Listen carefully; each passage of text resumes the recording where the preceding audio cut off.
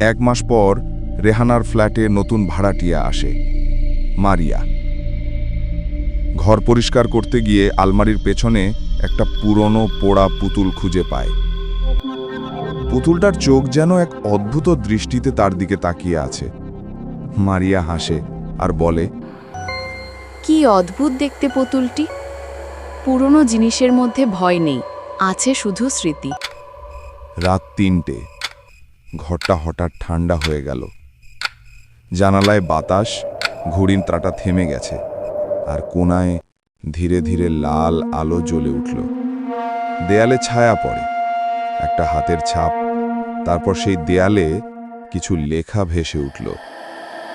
I told her, you can't get rid of me.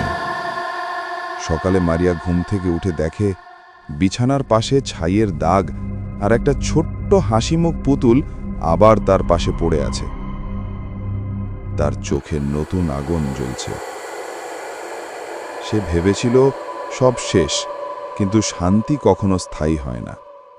ছাই থেকে আবার তৈরি হলো পুতুল, এবং তারপর একটা ফিসফিস, ভয়ঙ্কর মৃদু আওয়াজ।